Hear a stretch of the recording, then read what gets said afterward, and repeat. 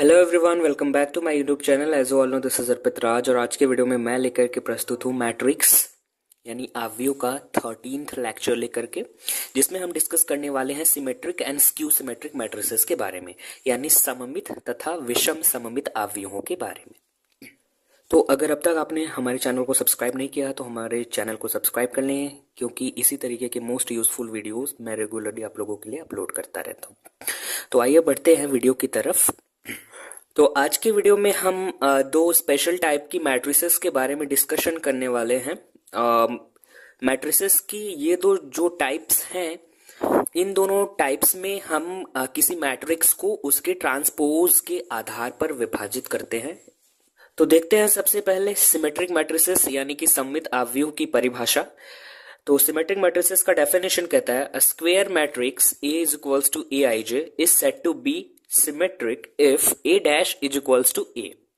यहाँ पे परिभाषा कहती है कि कोई भी एक वर्ग आव्यूह, यहाँ पे ध्यान देने वाली बात है, यहाँ पे कहा जा रहा है वर्ग आव्यूह, कोई भी एक वर्ग आव्यूह A मान लीजिए आपके पास दिया गया है जिसका जनरल रिप्रेजेंटेशन ये है, तो उस आव्यूह A को हम सिमेट्रिक या फिर सममित आव्यूह कहेंगे यदि A dash equal to A, यानी कि उस मैट्रिक्स A का ट्रांसपोज आप लें और पुनः उसका ट्रांसपोज आपको पुनः अपने आप के ही बराबर आ जाए, तो ऐसे वर्ग आव्यूह को हम सममित आव्यूह कहते हैं।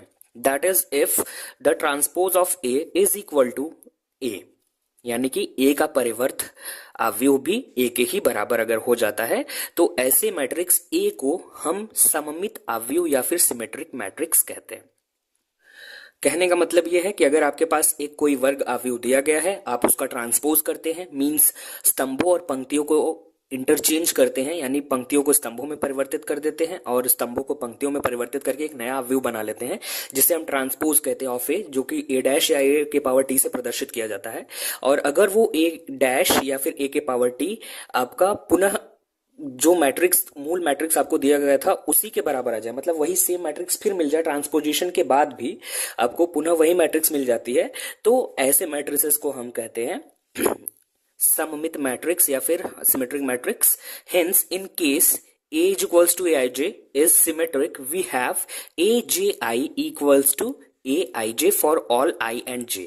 यानी कि अगर कोई आव्यूह A is equals to Aij, अगर ये सिमेट्रिक है या सममित आव्यूह है, तो इस केस में हमारे पास होगा Aji equal to Aij all all I and J, यानी I और J के प्रत्येक मान के लिए Aji पोजीशन वाला जो अवयव होगा वो Aij पोजीशन वाले अवयव के बराबर होगा। ये कंसेप्ट आता है इस कंडीशन से, यहाँ पे कहा जा रहा है A dash is equals to A हो जाता है सिमेट्रिक मैट्रिसेस के केस में, जो एलिमेंट A में आई जे पोजीशन पे होता है वो एलिमेंट A डैश में जे आई पोजीशन पे हो जाता है। और अगर हम ये कह रहे हैं कि उसका सम में उसका ट्रांसपोज भी उसी मैट्रिक्स के बराबर आ जा रहा है, तो इसका मतलब ये होगा कि आईजे पोजीशन पे जो एलिमेंट रहा होगा उस पर तो ट्रांसपोज में जे आई पोजीशन वाला एलिमेंट आ गया होगा। तो अगर ये दोनों मैट्रिसेस सेम है तो इसका मतलब ये होगा कि आईजे पोजीशन वाला एलिमेंट जे आई पोजीशन वाले एलिमेंट के बराबर होगा, तभी जाकर के आपको मिल सकता है A dash is equals to A। यहाँ पे हमने कुछ एग्जाम्पल्स लिए हैं, ये कंसेप्ट एग्जाम्पल से और भी आसानी से क्लियर हो जाएगा। यहाँ पे पहला एग्जाम्पल कहा जा रहा है, एक मैट्रिक्स दिया गया है, वर्ग आव्यूह है ऑब्वियसली, ऑर्डर 2 का, इसके एलिमेंट्स है 1 2 और 2 3। आप इसका ट्रांसपोज करेंगे तो ट्रांसपोज हम जानते हैं जो पंक्तियां होते हैं उन्हें स्तंभ में लिख लेते हैं, तो ये पंक्ति पहली स्तंभ बन जाती है। उसी तरीके से दूसरी पंक्ति दूसरा स्तंभ बन जाएगी, तो 2 3 हो जाएगा, है ना।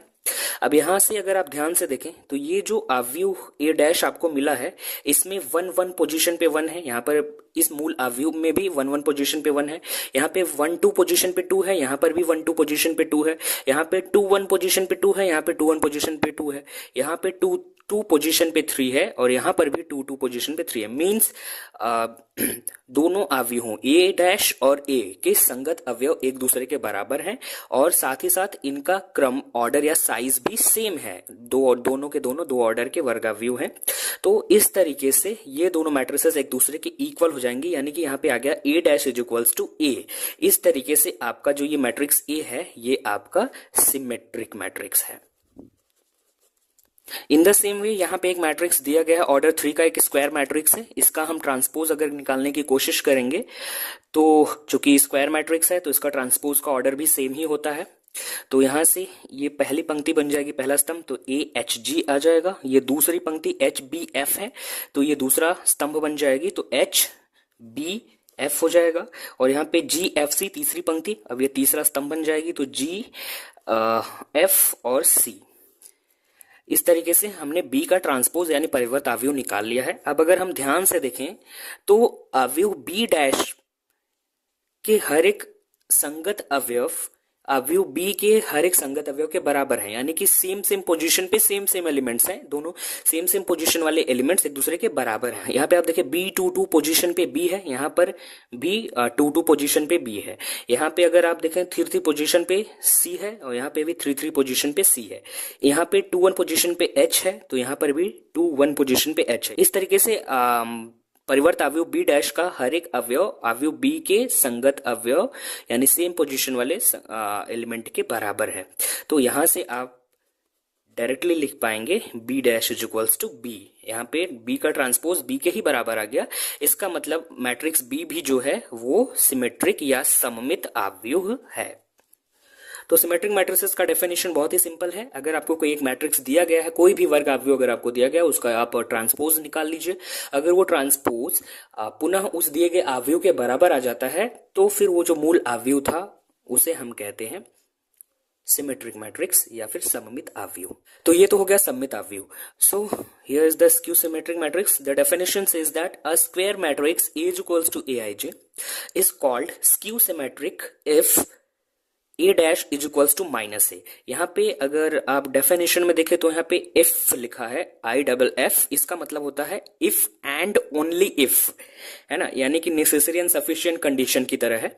तो इसका डेफिनेशन कह रहा है a square matrix A is equals to Aij is called skew symmetric. कोई भी एक वर्ग अवयव ए वो विषम सममित अवयव कहलाता है यदि और केवल यदि A dash is equals to minus A, है ना, यानी कि ए का आप ट्रांसपोज निकाल लीजिए, वो ए के ही बराबर आए किंतु ऋणात्मक चिन्ह के साथ, है ना, वह ए के ऋणात्मक के बराबर आ जाता है। तो फिर ऐसे अवयव को, ऐसे मैट्रिक्स ए को हम कहते हैं विषम सममित अवयव या फिर skew symmetric matrix.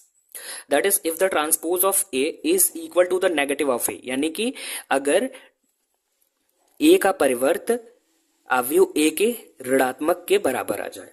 Thus, if A is skew symmetric, then we have, यानी कि इस प्रकार से अगर A कोई मैट्रिक्स है जो कि विषम सममित हो तो उसके लिए हमारे पास होगा Aij is equals to minus Abi for all I and J। This is question number 1। यहाँ पे कहा जा रहा है कि अगर अवयव ए एक विषम सममित अवयव है तो वहां पे Aij equals to minus Aj होगा, जैसा कि सममित के केस में था कि Aij इज इक्वल्स टू था आपके पास Aj, तब ये सममित होता था। तो वहां पे सममित में आपके पास आता था A dash is equals to A, लेकिन यहाँ पे आपके पास विषम सममित के केस में आएगा A dash is equals to minus A, यानी कि जो अवयव ए डैश है ना, ए का परिवर्त अवयव जो है वो ए के ही बराबर है, बट उसके एलिमेंट्स जस्ट नेगेटिव साइन के हैं, जस्ट अपोजिट साइन के हैं, जो as according to that of matrix A. यानी कि अवयव ए डैश के जो संगत अवयव होंगे वो अवयव ए के संगत अवयव के ऋणात्मक चिन्ह के बराबर होंगे, है ना, यानी कि वो पोजीशन सेम पोजीशन पे सेम एलिमेंट्स तो होंगे लेकिन नेगेटिव, लेकिन अपोजिट साइन के साथ होंगे, है ना, यानी कि ए डैश और ए के संगत अवयव एक दूसरे के बराबर तो होंगे लेकिन उन अवयवों के चिन्ह एक दूसरे के विपरीत होंगे, है ना, यही इस कंडीशन के कहने का मतलब होता है।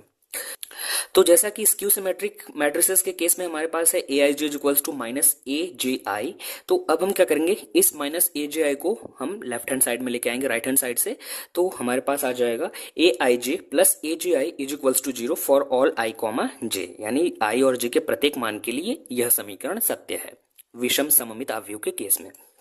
Now putting i is equals to j we get, अब हम जो हमारे पास ये इक्वेशन था Aij plus Aj equal to 0, उसमें हम i इक्वल टू j यानी j के जगह पर भी अब हम i रख देंगे, और हम जानते हैं कि i इक्वल्स टू j हमें केवल डायगोनल, प्रिंसिपल डायगोनल में मिलता है। प्रिंसिपल डायगोनल के जो एलिमेंट्स होते हैं वो होते हैं कुछ इस तरह के A11, A22, 3 3 and so on ANN इस तरीके के होते हैं प्रिंसिपल डायगोनल के एलिमेंट्स। यानी कि प्रिंसिपल डायगोनल के एलिमेंट्स में I और J के मान बराबर होते हैं, ये सब हम ऑलरेडी डिस्कस कर चुके हैं, है ना। तो यहाँ पे अगर हम लिख रहे हैं कि putting I equals to J, इसका मतलब ये है कि फॉर द डायगोनल एलिमेंट्स, अब हम यहाँ पे डायगोनल एलिमेंट्स की बात कर रहे हैं, ठीक है। तो यहाँ पे हम एक स्पेशल कंडीशन देखने जा रहे हैं कि अगर हम I इक्वल्स टू J रख देंगे उस इक्वेशन में तो हमें क्या मिलता है। तो यहाँ से मिलेगा AII और AII, यहाँ पे था हमारे पास AIJ plus AJI equal to 0। तो यहाँ पे J की जगह पे I रख दिया तो AII, और यहाँ पे भी J की जगह पे I रखेंगे तो AII।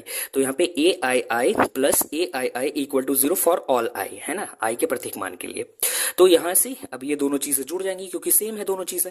तो यहाँ से 2AII equal to 0 for all I आ जाएगा, और यहाँ से आप AII की वैल्यू अगर निकालेंगे तो AII इक्वल टू 0 आ जाएगा फॉर ऑल I, है ना। तो यानी I के प्रत्येक मान के लिए AII की वैल्यू 0 हो जाएगी, यानी कि विषम सममित अवयव में AII वाले अवयव शून्य होते हैं। और AII का मतलब है डायगोनल एलिमेंट्स, जहां पे A11, A22, A33, A44 and so on ANN मिलते हैं। तो यहाँ पे AII का सिंपल सा मतलब है कि डायगोनल एलिमेंट्स, है ना। यहाँ पे 1 रखेंगे तो A11 आ जाएगा I का मान, A22 रखेंगे तो A22 आ जाएगा, तो A11 भी 0, A22 भी 0, A33 भी 0 एंड सो ऑन ANN भी 0। तो इसका तो यहाँ से क्या निष्कर्ष निकल रहा है कि सारे के सारे डायगोनल एलिमेंट्स ही इक्वल टू 0 आ जा रहे हैं, है ना। तो यहाँ से एक मोस्ट इंपॉर्टेंट फैक्ट निकल के आ जा रहा है कि स्क्यू सिमेट्रिक मैट्रिसेस के केस में प्रिंसिपल डायगोनल के एलिमेंट्स सारे के सारे इक्वल टू 0 होते हैं, मीन्स 0 होते हैं। तो यहाँ पे मैंने लिखा है but we know that for the diagonal elements only, केवल डायगोनल एलिमेंट्स के लिए ही we have I equals to J, हमारे पास I इक्वल टू J होता है ना। For example A11, A22, A33 and so on etcetera. Therefore, equation 2 shows that the diagonal elements of skew symmetric matrices are always 0, जैसा कि हमने अभी discuss किया।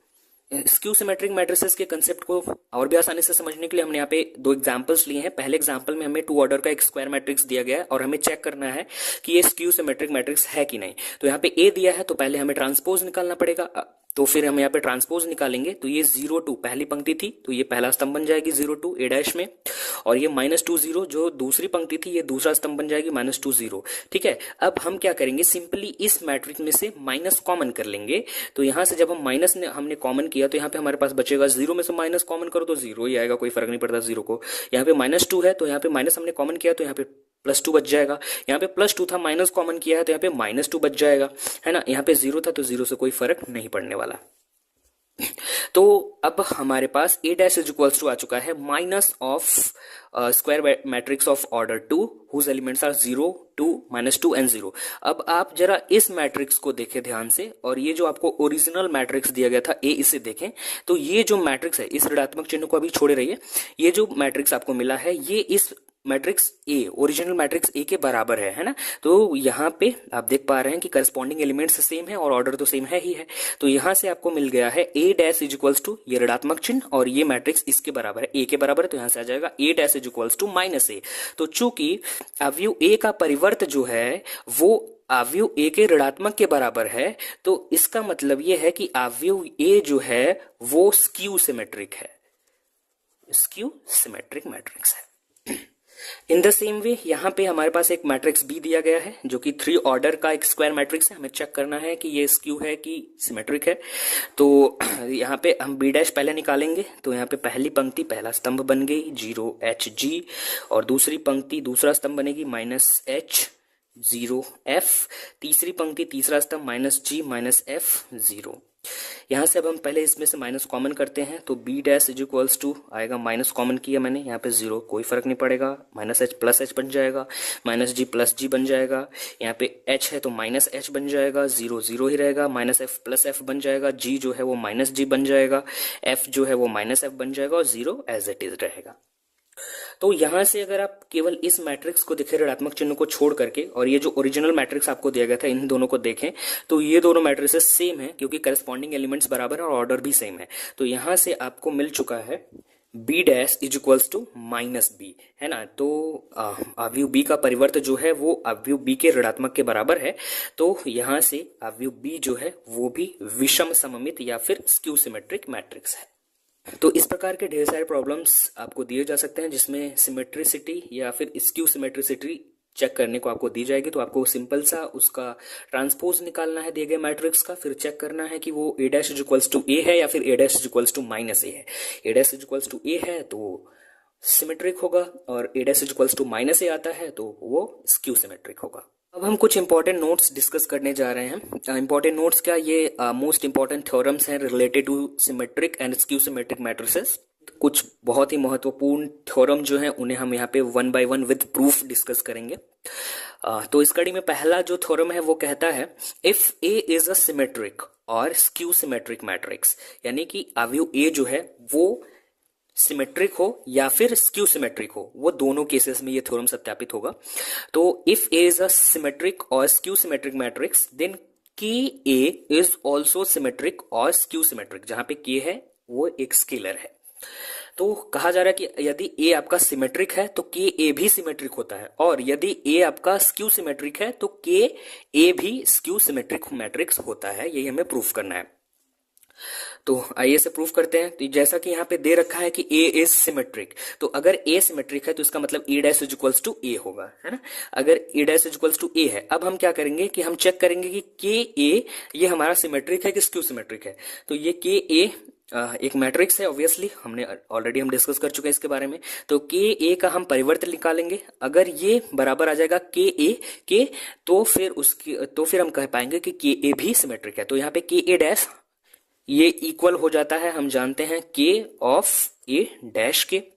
तो यहां से आपके पास आ चुका है के ए डैश, और हम जानते हैं कि ए सिमेट्रिक है तो हमारे पास है A dash is equals to A, है ना। तो यहाँ पे हम ए डैश की जगह पे हम ए रखेंगे तो हमारे पास आ जाएगा के ए, है ना। तो आप देख पा रहे हैं कि के ए का ट्रांसपोज जो है वो के ए के बराबर आ गया, है ना। यानी कि इसे आप पी माने तो P dash is equals to P आ चुका है। तो इसका मतलब मैट्रिक्स पी यानी कि मैट्रिक्स के ए वो भी सिमेट्रिक मैट्रिक्स है। तो अगर ए सिमेट्रिक है तो के ए सिमेट्रिक हुआ। अब हम चेक करेंगे कि अगर ए स्क्यू सिमेट्रिक है तो फिर के ए स्क्यू सिमेट्रिक है कि नहीं। तो यहाँ पे अगर ए स्क्यू सिमेट्रिक है, दूसरा केस है यहाँ पे, अगर ए स्क्यू सिमेट्रिक है तो A dash is equals to minus A आ जाएगा। अब हम चेक करेंगे कि के ए क्या ये स्क्यू सिमेट्रिक है, तो के ए का ट्रांसपोज लिया तो ये इक्वल होगा के ऑफ ए ट्रांसपोज। तो यहाँ पे के और ए डैश की जगह पे हम रख देंगे माइनस ए, क्योंकि ए जो है वो स्क्यू सिमेट्रिक है तो A dash equals to minus A है हमारे पास। अब ये के माइनस ए है, इसे हम जानते हैं बहुत आसानी से कि हम इसे लिख सकते हैं माइनस ऑफ के ए, है ना। तो यहां से ये माइनस के, तो आप देख पा रहे हैं कि मैट्रिक्स के ए का परिवर्त जो है वो माइनस आ गया उसी मैट्रिक्स के ए के बराबर, है ना। तो यहां से यानी इसे आप पी माने तो P dash equals to minus P आ चुका है। तो इसका मतलब कि अवयव के ए भी आपका स्क्यू सिमेट्रिक मैट्रिक्स है। तो इस तरीके से हमने ये थ्योरम को प्रूव किया। हमारा दूसरा मोस्ट इंपॉर्टेंट थ्योरम कहता है if A and B are symmetric matrices then A B is symmetric if and only if A B is equals to B A. यानी कि दो अवयव ए और बी अगर ये सिमेट्रिक मैट्रिसेस हैं तो फिर ए बी भी सिमेट्रिक, यानी इन दोनों सिमेट्रिक मैट्रिसेस का मल्टीप्लीकेशन ए बी भी सिमेट्रिक होगा if and only if A B is equals to B A, यानी केवल और केवल तभी जब ए बी बराबर बी ए हो, है ना। यानी कि ए और बी का मल्टीप्लिकेशन कम्यूटेटिव लॉ को सेटिस्फाई कर रहा हो, है ना। वैसे जनरली दो अवयवों का प्रोडक्ट जो है कम्यूटेटिव लॉ को सेटिस्फाई नहीं करता है जनरली, लेकिन कुछ केसेस में कर जाता है। तो वही कहा जा रहा है कि अगर दो अवयव ए और बी सिमेट्रिक हैं तो इनका जो गुणन होगा वो ए बी होगा, वो भी सिमेट्रिक होगा केवल और केवल तभी जब ए बी बराबर बी ए आ जाए, ठीक है। तो यहाँ पे if and only if condition है, तो पहले हमें सीधे भी प्रूफ करना पड़ेगा फिर उल्टे भी प्रूफ करना पड़ेगा, यानी इफ कंडीशन और ओनली इफ कंडीशन। तो बढ़ते हैं इसके प्रूफ की तरफ। यहाँ पे हमें दिया गया है ए और बी दोनों सिमेट्रिक मैट्रिसेस हैं। तो ए अगर सिमेट्रिक है तो A dash is equals to ए होगा, इसे इक्वेशन 1 मान लिया। इसी तरीके से अगर बी सिमेट्रिक है तो B dash is equals to B होगा, इसे इक्वेशन 2 मान लिया हमने। अब यहाँ पे कहा जा रहा है then A B is symmetric if and only if A B equals to B है। तो हमने अब मान लिया, यहाँ पे हम मान के चल रहे हैं कि ए बी जो है वो हमारा सिमेट्रिक है, तो हमें प्रूफ करना है A B is equals to B A. तो हमने चूंकि माना है कि ए बी हमारा सिमेट्रिक है तो ए बी का जो डैश होगा वो बराबर आ जाएगा ए बी के, क्योंकि हमने ए बी सिमेट्रिक माना है तो P dash equals to P, उसी तरीके से A B dash equals to A B आ जाएगा, है ना। तो यहाँ पे हम दो अवयवों के गुणन के परिवर्त का सूत्र जानते हैं कि हमारे पास होता है ए बी का ट्रांसपोज इज इक्वल्स टू होता है बी डैश ए डैश, है ना। तो यहां से ए बी का ट्रांसपोज इज इक्वल्स टू, यहां से हमारे पास अगली लाइन में आ जाएगा B dash A dash is equals to A B, है ना। अब यहां से हमारे पास आ चुका है A B is equals to B dash A dash, है ना। इसको हमने उल्टा करके लिख लिया।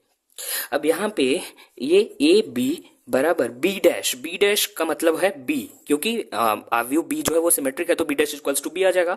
तो यहाँ पे हम बी रख देंगे, और ए डैश का मतलब है ए, क्योंकि ए भी सिमेट्रिक है तो ए डैश की जगह पे ए रख दिया। तो यहां से हमारे पास आ गया A B equals to B A.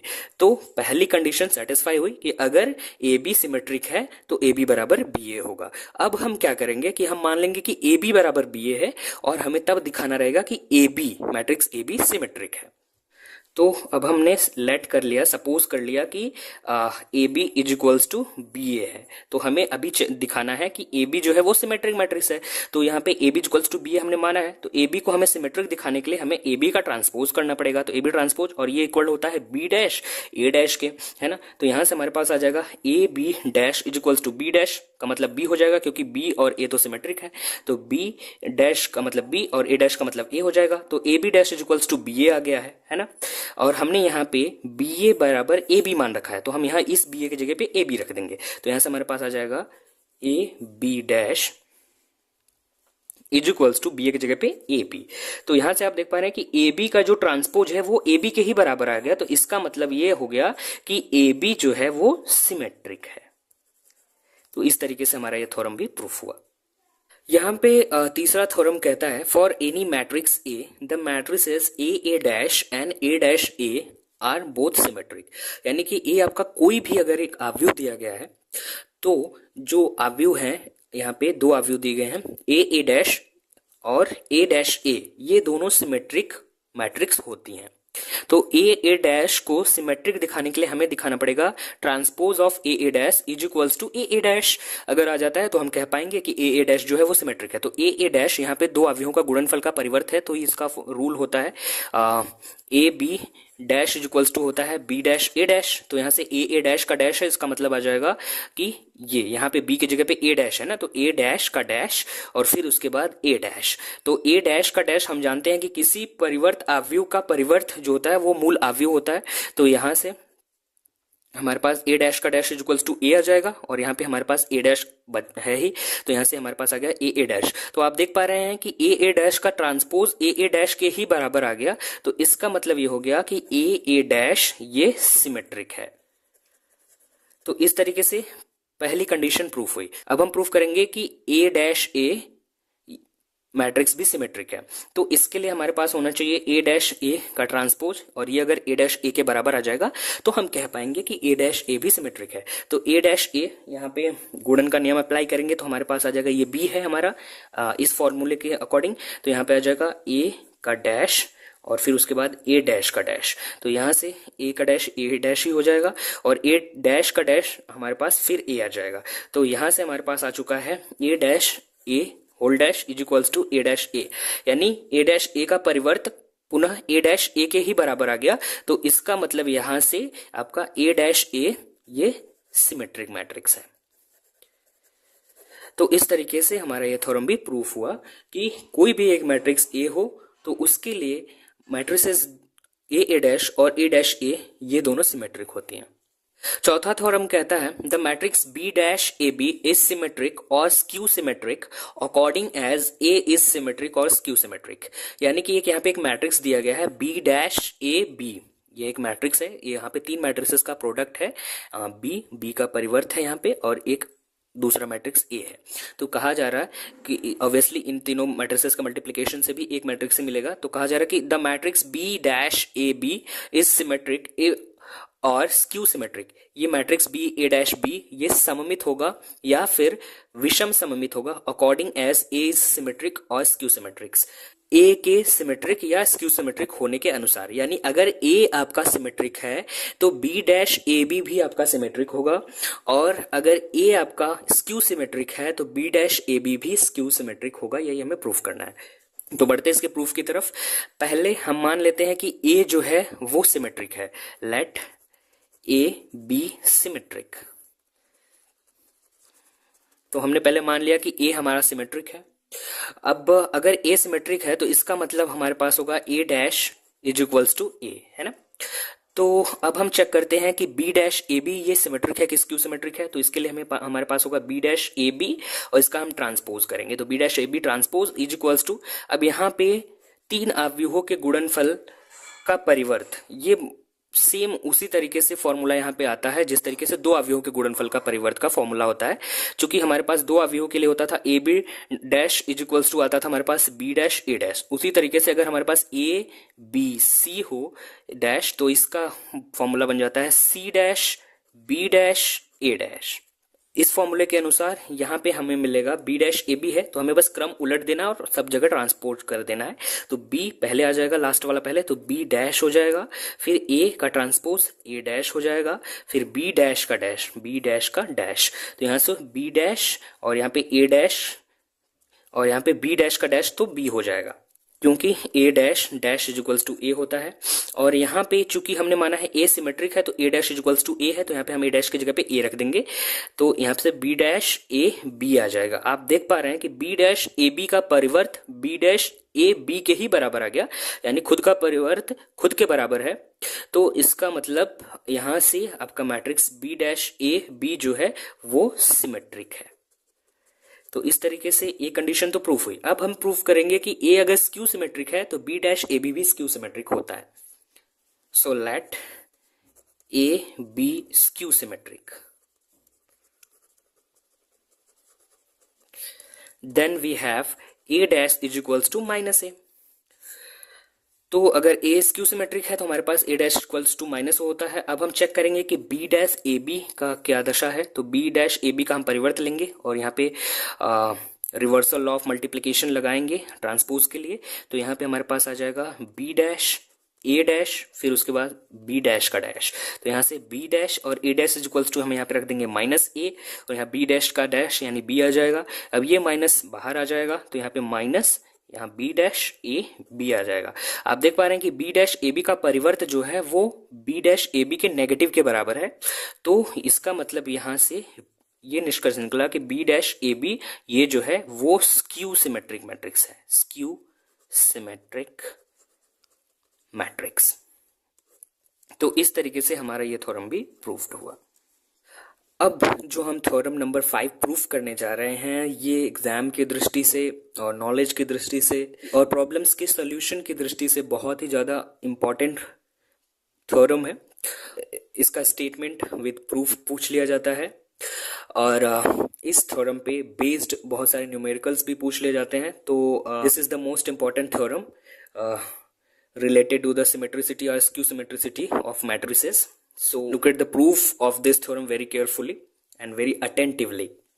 So the statement of the theorem is here: every square matrix A is uniquely expressible as the sum of a symmetric matrix and a skew symmetric matrix. यानी कि कोई भी एक वर्ग अवयव आपको दिया गया है, मान लीजिए वो अवयव A है, उसे हम अद्वितीय रूप से एक्सप्रेस कर सकते हैं, लिख सकते हैं, व्यक्त कर सकते हैं as the sum of a symmetric matrix and a skew symmetric matrix. एक सममित अवयव और एक विषम सममित अवयव के योग के रूप में हम लिख सकते हैं इस मैट्रिक्स ए को। यानी कि आपको कोई भी एक दुनिया का वर्ग अवयव दिया गया है तो उससे उस वर्ग अवयव को आप अद्वितीय रूप से यानी यूनिकली आप एक सिमेट्रिक मैट्रिक्स और एक स्क्यू सिमेट्रिक मैट्रिक्स के एडिशन के रूप में लिख सकते हैं। और ये जो एक्सप्रेशन है, ये जो रिप्रेजेंटेशन है, ये यूनिक होता है। यानी कि आपको केवल और केवल एक ही सममित और विषम सममित अवयवों का ऐसा जोड़ा मिलेगा एक मैट्रिक्स, एक वर्ग अवयव के लिए, जिसमें कि वो वर्ग अवयव आपका उन दोनों सिमेट्रिक और स्क्यू सिमेट्रिक मैट्रिसेस के सम के रूप में लिखा जा सकेगा। तो कभी कभी इस थ्योरम पर बेस्ड प्रॉब्लम्स आपसे पूछ ले जाते हैं कि आपको एक मैट्रिक्स दिया जाएगा और कहा जाएगा कि इस मैट्रिक्स को एक स्क्यू सिमेट्रिक मैट्रिक्स और एक सिमेट्रिक मैट्रिक्स के सम के रूप में लिखिए। और मोस्ट फ्रिक्वेंटली तो आपसे ये थ्योरम ही प्रूफ करने के लिए दे दिया जाता है और इसका स्टेटमेंट ही बोल दिया जाएगा लिखने के लिए। तो आइए बढ़ते हैं इस प्रमेय के उपपत्ति की तरफ, यानी प्रूफ की तरफ।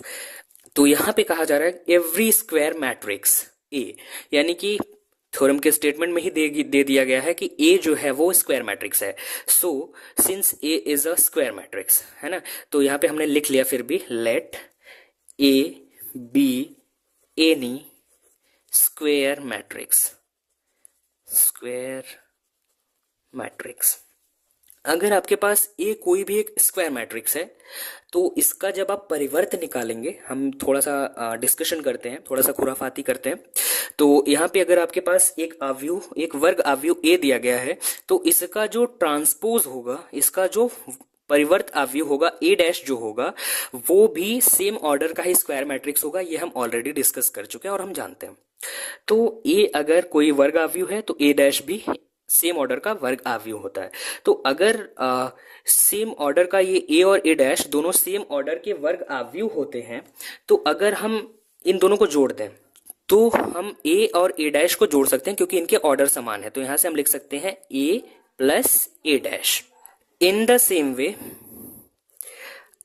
अगर ए और ए डैश सेम ऑर्डर के हैं तो फिर हम इन्हें घटा भी सकते हैं आपस में।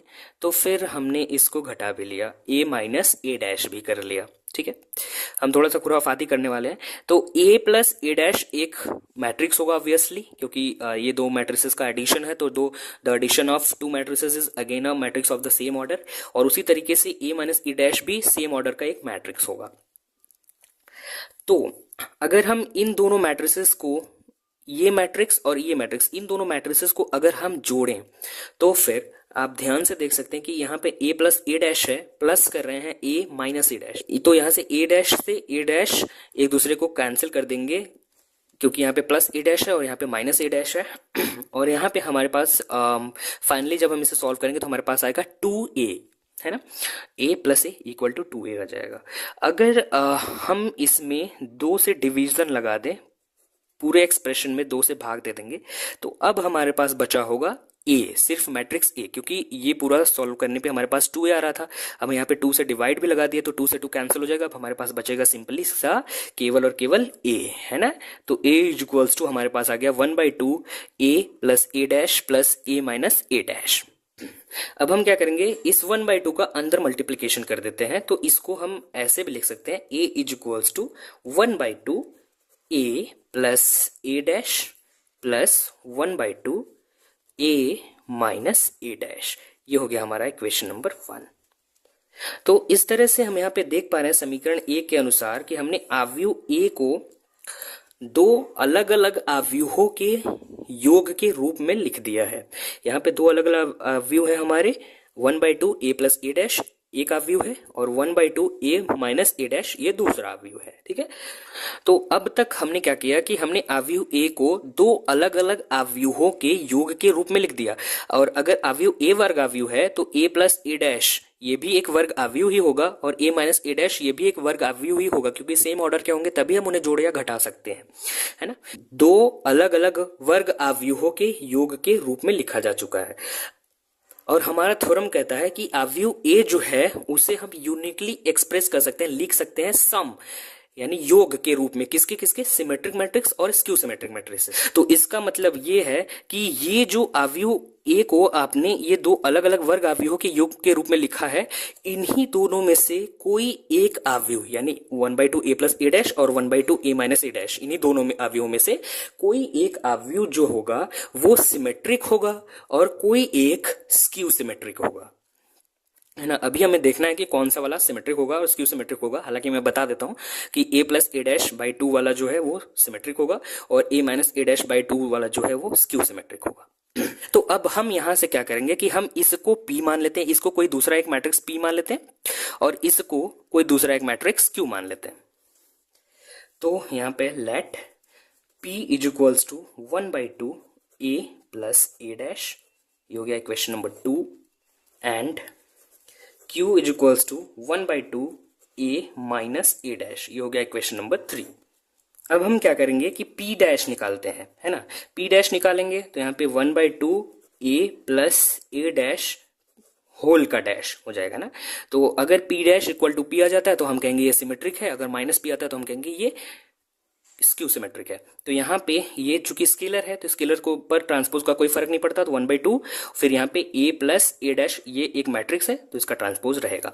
यहाँ से हमारे पास आ जाएगा p dash is equals to 1/2 और यहाँ पे ये ट्रांसपोज ऑफ सम का फॉर्मूला यहाँ पे लगाएंगे तो यहाँ पे आ जाएगा a dash plus a dash का डैश, क्योंकि हम जानते हैं a plus b whole dash is equals to होता है a dash plus b dash, है ना। तो यहां से हमारे पास आ जाएगा p dash is equals to 1/2 a dash plus a dash का डैश ए हो जाता है। इसे हम लिख सकते हैं 1/2, a को पहले लिख दिया और प्लस a डैश लिख लिया। ये हो गया हमारा क्वेश्चन नंबर 4।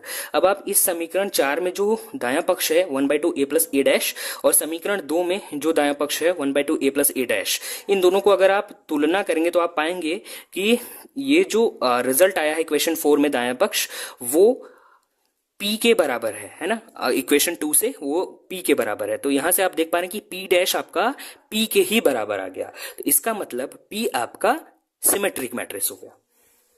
तो चूंकि p dash equals to p है तो इसका मतलब p आपका सिमेट्रिक हो गया है ना।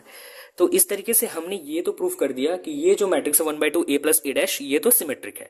अब शेष रह गया प्रूफ करना कि जो ये q 1/2 a minus a dash है ये स्क्यू सिमेट्रिक है। अगर हम ऐसा कर पाते हैं तो हमारा आधा काम समाप्त हो जाएगा।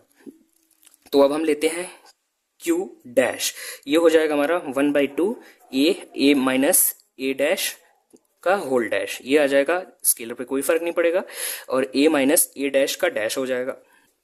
यहां से हमारे पास आएगा q dash is equals to 1/2 यहाँ पे a dash minus a dash का डैश, और ये बन जाएगा 1/2 a डैश माइनस a।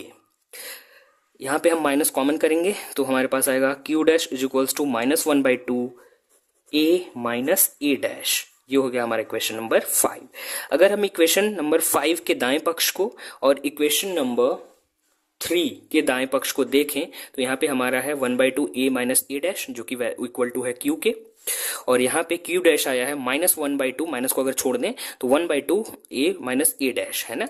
तो ये 1/2 a minus a dash equal to q है और यहाँ पे ये माइनस है, तो इसका मतलब यहाँ से हमारे पास आ जाएगा q dash is equals to minus q।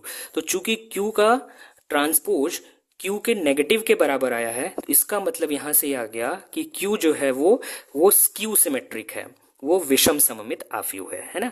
तो इस प्रकार से हमने ये प्रूफ किया कि आव्यूह p सिमेट्रिक है और आव्यूह q स्क्यू सिमेट्रिक है, यानी कि ये जो आव्यूह a है वो यहाँ पे जो एक्सप्रेस किया गया है वो आव्यूह a एक सममित और एक विषम सममित आव्यूहों के योग के रूप में लिखा गया है।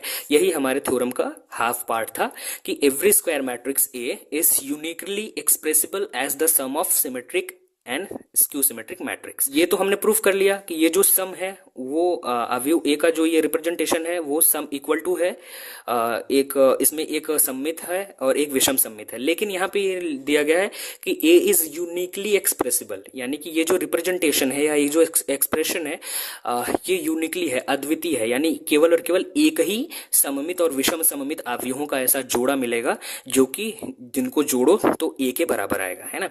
तो इस अब हम प्रूफ करेंगे कि ये एक्सप्रेशन जो है वो यूनिक है। तो एक्सप्रेशन यूनिक होने के लिए हम मान लेते हैं कि a is equals to R plus S. यहाँ पे हमने मान लिया जहां पे r हमारा सिमेट्रिक है और s हमारा स्क्यू सिमेट्रिक है ना। p के जगह पे हमने r मान लिया और q के जगह पे s मान लिया, यानी कि हमने ये मान लिया है कि जो हमने ऊपर रिप्रेजेंटेशन माना है वो यूनिक नहीं है। हमने यहाँ पे एक और रिप्रेजेंटेशन मान लिया है अवयव a का जो कि इक्वल है एक सममित अवयव और एक विषम सममित अवयव के योग के, है ना। जैसा कि हमने यहाँ पे p बराबर half of a plus A dash और q बराबर half of a minus A dash माना था, तो अगर हम इन सब वैल्यू को यहाँ पे रखेंगे तो हमारे पास आएगा a is equals to p plus q, है ना। तो ये हमारे पास था, यहाँ पे p सिमेट्रिक है और q सिमेट्रिक है। लेकिन अब हमने रिप्रेजेंटेशन को यूनिक दिखाने के लिए हमने मान लिया कि भाई यूनिक नहीं है। तो अगर यूनिक नहीं है तो एक दूसरा तरीका कम से कम अवश्य मिलेगा ए को सिमेट्रिक और स्क्यू सिमेट्रिक मैट्रिसेस के सम के रूप में लिखने का। तो हमने ये रिप्रेजेंटेशन मान लिया A equals to R plus S. अब हम क्या करेंगे, दोनों साइड का ट्रांसपोज करेंगे। तो ए डैश इक्वल्स टू आ जाएगा आपका आर प्लस एस का डैश, यानी कि यहाँ से A dash equals to over the sum ये डिस्ट्रीब्यूट होगा, तो यहाँ पे आ जाएगा R dash plus S dash. और तो अब हम क्या करेंगे, ए प्लस ए डैश करेंगे। तो ए प्लस ए डैश से हमारे पास आ जाएगा आर प्लस आर डैश, और यहां से चूंकि R dash equal to R होगा क्योंकि आर हमारा सिमेट्रिक है, तो यहां से हमारे पास आ जाएगा A plus A dash is equals to 2r, क्योंकि r प्लस आर, तो यहां से r की वैल्यू निकल के आ जाएगी 1/2 a प्लस ए डैश, है ना। तो r की वैल्यू निकल के आ गई है 1/2 a plus A dash. Similarly जब हम a में से a डैश को घटाएंगे तो a minus A dash is equals to आएगा हमारे पास r plus S minus R dash और प्लस एस डैश, है ना। तो यहाँ से r माइनस आर डैश और यहाँ पे plus s minus S dash, r minus R dash चूंकि सिमेट्रिक है r, तो r dash is equals to r हो जाएगा। तो यहाँ से आ जाएगा हमारे पास r माइनस आर जो कि 0 हो जाएगा, plus s minus S dash हमारा इक्वल होगा माइनस एस के, तो माइनस माइनस प्लस बन जाएगा। तो यहाँ पे s आ जाएगा क्योंकि हमारा s जो है वो स्क्यू सिमेट्रिक है, तो s dash is equals to minus S आ जाएगा ना। तो यही हमने यहाँ पे रख दिया, r से r कैंसिल 0 होगा, यहाँ पे 2s आ जाएगा। तो हमारे पास आ चुका है 2s is equals to a minus A dash, यानी कि यहाँ से s इज इक्वल्स टू आ जाएगा 1/2 a माइनस ए डैश। ये हुआ हमारा s की वैल्यू। तो यहाँ पे हमें r की value 1/2 a plus A dash मिल चुकी है, s की value 1/2 a minus A dash मिल चुकी है। अगर आप ध्यान से देखें तो r की जो वैल्यू है 1/2 a प्लस ए डैश, वही p की वैल्यू थी 1/2 a प्लस ए डैश। मतलब हमने r को दूसरा सममित अवयव माना था, लेकिन वो पुनः p के ही बराबर आ गया, है ना। हमने इस रिप्रेजेंटेशन को हमने यूनिक नहीं माना, हमने ये माना कि भाई और भी दूसरे तरीके से लिखा जा सकेगा, यानी p के जगह पे कोई और एक सममित अवयव r हमने मान लिया जिसके सम के रूप में हम इसे लिखेंगे, है ना। लेकिन हमें ऐसा नहीं मिला, हमें पुनः r इक्वल टू पी ही मिल गया, है ना। तो यहां हमें मिल चुका है r इक्वल टू पी, ठीक। और उसी तरीके से यहाँ पे जो s की वैल्यू है s equals to 1/2 a minus A dash, और यहाँ पे q is equals to 1/2 a minus A dash है। तो यहाँ से आपको s बराबर भी q ही मिल गया।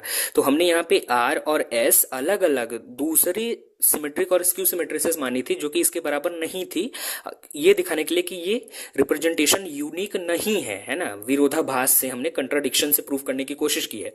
तो यहाँ से हमने अलग माना, अद्वितीय न मान करके चला, लेकिन पुनः हमने फिर से वही मैट्रिसेस ही ऑब्टेन कर ली जो कि हमने यहाँ पे p और q की प्राप्त की थी। तो इस तरीके से यहाँ से हमें ये मिलता है कि ये जो रिप्रेजेंटेशन है वो यूनिक है, यानी कि आप अपने मन गढ़ंत तो मान लो कि ये अलग अलग हो सकता है, ऐसे होगा, जबरदस्ती कर लो, लेकिन फिर भी आप अगर नियमतः प्रूफ करने की कोशिश करोगे तो आप पुनः उसी पे आ जाओगे और पुनः आपको वही सेम चीजें मिलेंगी। तो इस तरीके से यहाँ से यह स्पष्ट होता है कि ये जो रिप्रेजेंटेशन है सिमेट्रिक और स्क्यू सिमेट्रिक मैट्रिसेस का सम का, जो a equals to p plus Q हमने प्रूफ करा था, ये यूनिक है, यानी कि एक अवयव के लिए केवल और केवल एक ही सममित और विषम सममित वर्ग अवयवों का जोड़ा मिलेगा, जिसके सम के रूप में, एडिशन के रूप में आप अवयव a को लिख सकते हैं, है ना।